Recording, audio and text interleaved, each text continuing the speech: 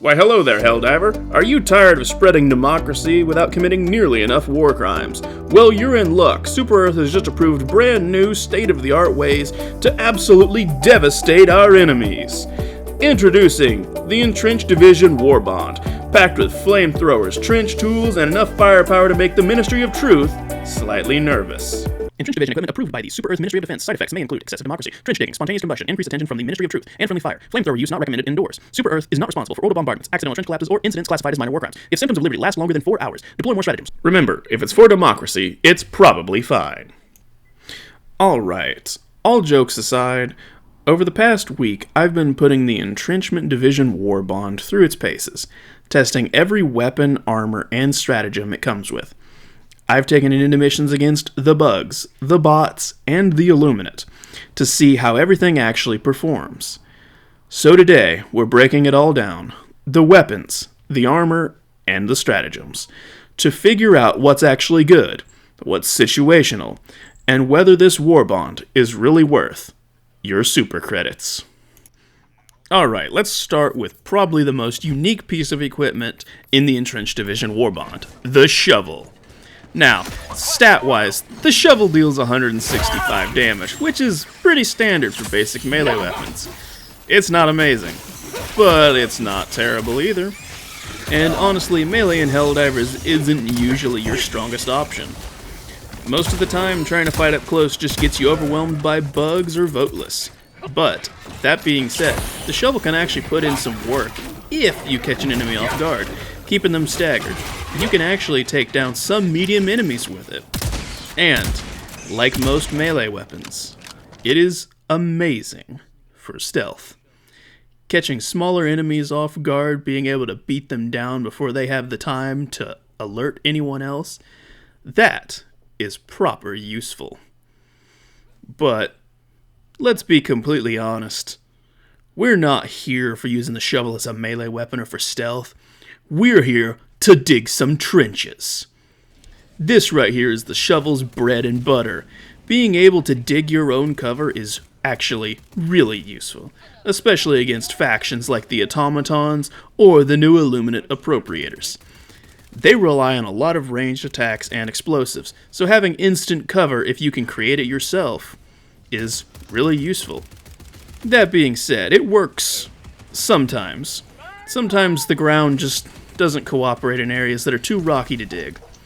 But one of the best uses is digging a trench specifically for a mortar. You get it low enough that the enemies can't see it to shoot it, it works amazing. Not only that, I'm pretty sure that we can dig a trench deep enough for a mech, get the light armored legs out of the way, and rain hell. Alright, let's look at armors. First, the Commandant. The light armor of this war bond. Let's be honest, it looks amazing. The trench warfare look is awesome. But the passives are a little underwhelming. Gas resistance isn't strong enough, and the secondary recoil reduction doesn't make a difference. But the explosive resistance is okay. Next up, the Sapper. This is the medium armor of the war bond. It looks good, the explosive resistance and the 2 extra grenades are awesome. This is a solid set of armor. The Bulwark. This makes you a living tank. I really like this armor. The explosive resistance plus the additional armor rating, you really feel like you can survive a lot more than other players. And let's be honest, it looks good. This is a superstore armor that I truly think is worth its price. But, let's see. Overall, the medium armor and the heavy armor are awesome. The light armor looks good. The armors of this war bond, so far, are pretty awesome. Alright, next up, we have the Sweeper Shotgun. This thing is awesome. Also known as the Trench Gun, and honestly, it's an absolute monster. It deals 504 damage per shot. It's slam fire, and has a bayonet that deals 165 melee damage. I mean, what's not to love about this thing? Right away, this gun feels amazing. If you've ever used the shotgun from the Halo War Bond, it feels like that, but better. And the only reason why is, it's slam fire and medium armor penetrating. This allows you to absolutely shred medium enemies and delete small enemies, which is to be expected. Against the bugs and voteless, this thing is brutal. Most smaller enemies are just gone in one shot, and even medium enemies drop quickly. If you place your shots well, the sweeper won't disappoint. But it does have a few downsides. Mainly, it's a superstore item. It costs 400 super credits. That's a little high, and the other issue is its capacity. It's not magazine fed, it's tube fed. So you've got limited ammo. If you get swarmed by a massive horde of bugs or voteless, you can run dry pretty quickly. When that happens, things can go south fast. You're trying to reload and the bayonet just doesn't stop them from getting on you. But the sweeper's pretty amazing. It can even drop automaton hulks if you catch them from behind. Those exposed vents get shredded quickly. And if you add a choke, you can get some more range out of this close quarters beast. So with some good aim and the right distance, this thing will not disappoint you. Of course, if things get a little too close, the bayonet's always there. But honestly, if you've got the credits, this thing is really worth it. It is truly a great addition to the game. Alright, now we get to take a look at the Stoker. This is one of the most interesting weapons in the entire Warbond. I mean, on paper, the Stoker is an SMG that deals 130 damage, has almost no recoil, and has 45 rounds per magazine. That combination alone makes it amazing. But what makes it truly awesome is the fact that you can keep your shots on target really easily, which means landing hits on weak points consistently, even when you're firing full auto. This thing just chunks rounds right where you're aiming. But despite all that, the Stoker has a few downsides, with the first being its fire rate. Yeah, compared to most other automatic weapons, it has a really low fire rate, which can make you struggle of clearing groups of chaff enemies. And if you get rushed by a massive swarm of bugs, you can start to feel like you're in a lot of trouble. But this is where the real star of the Stoker comes in. Because the Stoker isn't just a normal SMG, and it doesn't just have a normal underbarrel attachment. It has a flamethrower. This underbarrel flamethrower is basically just a built-in version of the Crisper. And like the Crisper, you can use it one-handed. This allows you to do some pretty funny things. One of my favorites is grabbing a shield, loading up your mags, and suddenly you're a walking fortress that's setting everything on fire. And honestly, it works well. The flamethrower absolutely melts groups of chaff enemies, and it can even deal some solid damage to elites, if you keep the flame on them for long enough. Against bugs especially, this thing becomes a crowd control monster. You can even light up entire waves and just watch them burn while your team focuses on the bigger targets. It's also surprisingly useful against some heavy enemies. If you have the time and the space to keep the flame going, you can cook them through. But, like most weapons that are this fun, the Stoker comes with a few flaws. One of the funniest is having to switch between SMG and flamethrower mode. This can get awkward, especially since this weapon wants you to be up close. And when you're that close, and you pull the trigger, and you think you've got the machine gun going, and it's the flamer, that's a surprise for both you and the enemy. This has definitely led to a very awkward moment during testing, where I was sitting there shooting, I switched modes, respawned a teammate, and turned around, and there was a stalker. This stalker jumped me, I turned around to shoot and just harmlessly misted it in the face, because the flamethrower wasn't lit yet. Yeah, That Stalker got the best of me that time. Additionally, like all SMGs and flamethrowers, you're stuck in close range. This thing drops at long distance. It's not very good. The Stoker in particular, you're only good for a few dozen yards at most. But despite all this, the Stoker is still an amazing frontline weapon. It's designed for getting into fights, controlling space, and clearing enemies that get too close to your squad. And once you get used to switching between the SMG and the flamethrower, this weapon starts to feel really versatile. You can pick off enemies with the accurate SMG fire, then instantly switch to the flamer to keep the crowds away. It's really fun once you get in the rhythm of things, and honestly, the Stoker is an amazingly effective weapon. This is one of the most enjoyable weapons of the Warbond. Alright, next up is the Veto. Let's start with the numbers. It deals 105 damage per shot with 12 rounds in the magazine.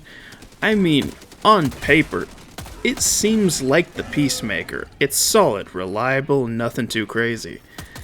But it's medium armor penetrating, which is really nice. And rounds reload, which is a little deceiving. I mean, here's the kicker. It reloads with stripper clips, meaning you're only able to reload at half magazine or empty. But unlike the autocannon, it's relatively quick.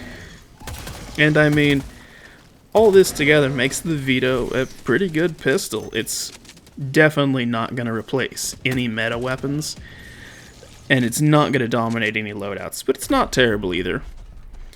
But here's where the Veto really starts to shine. It has pretty high stagger force for a pistol. It's able to stagger Scout Striders, Devastators, and Overseers consistently, which is satisfying. But it's a trade-off, of course. You're exchanging DPS for the ability to stagger enemies. This makes it a pretty fun pistol, but honestly, it's more of a cosplay piece. And overall, it's pretty solid. Definitely situational. Alright, next up is the Giga Grenade. Let's start with the stats. First off, this thing hits hard.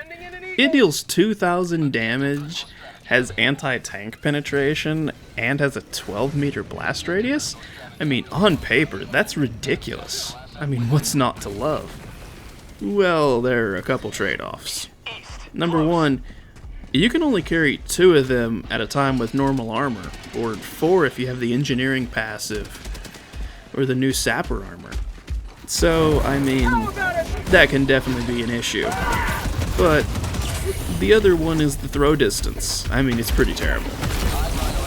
I've gotten myself killed several times trying to hit something and just honestly not throwing it as far as I needed to, or even throwing it far enough to hit the target and the radius just kills me because it's such a big bomb.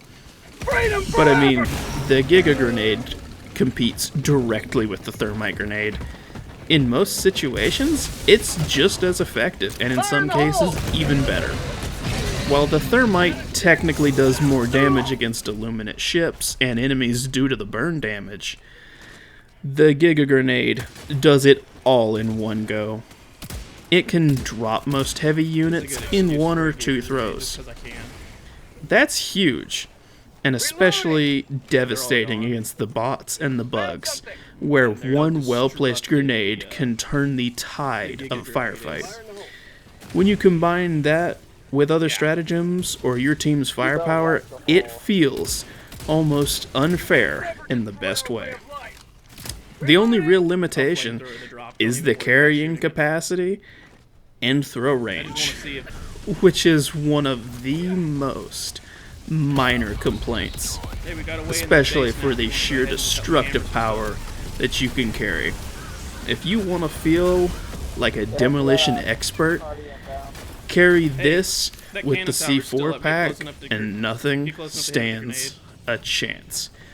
This is absolutely worth trying. I'm pretty sure I can get the And grenade. a few enemies that you can drop in one go are Hulks, Chargers, and I've even killed a Bile Titan with a single grenade headshot. I'm not sure if it was already injured by my teammates or if I just got lucky. But honestly, it's really worth a shot because it's absolutely devastating. Next up is the gas mortar sentry. This one's a bit different than our usual explosive mortars. Instead of firing high damage shells, this turret launches gas shells one at a time at a fairly slow rate. But what it lacks in speed, it more than makes up for in range and control. And if you're running a proper trench diver build, you need this thing to cover you and blanket the battlefield in gas. It's especially effective against the automatons. They like to keep their distance, so drop shells on them and mop them up while they're blinded. Overall, this is one of the best utility stratagems we've got in a while, and I really enjoy it. Alright, now let's talk about the cremator flamethrower.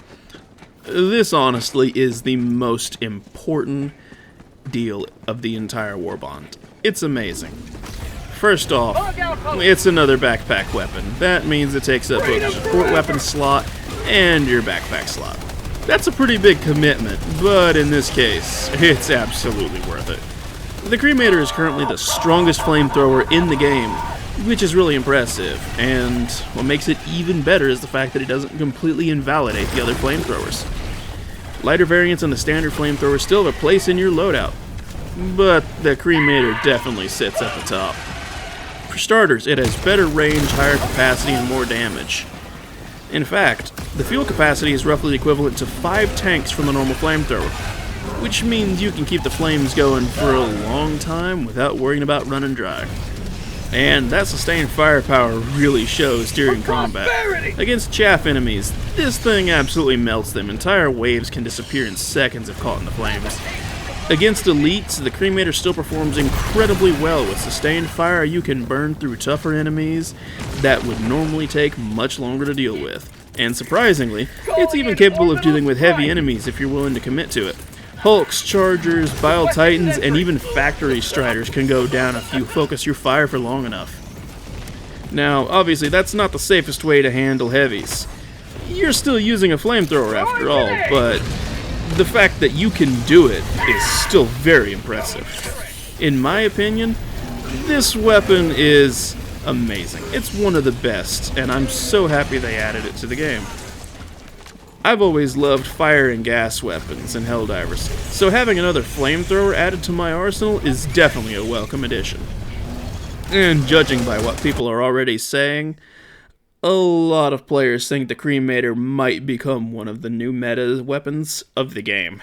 And honestly, I can kinda see why. It by itself almost makes this warbond worth purchasing. And that is a big deal. Alright, before we wrap things up, I do want to mention a couple things. Unfortunately, my Illuminate footage for the video got corrupted, so I wasn't able to show the warbond being used against them like I originally planned. But overall, after spending the past week testing everything in this warbond, I've had a lot of fun experimenting with the new gear and just gaming with my friends. And honestly, that's the most important part. So remember, stop chasing meta and just have fun. I'd also like to give a quick thank you to Jaden, Zach, and everyone who supported my content so far. I really appreciate it. If you enjoyed this video, feel free to like, subscribe, and drop a comment letting me know what you think about the warbond and what you'd like to see me do next. Until then, this is Happy Warrior, signing off.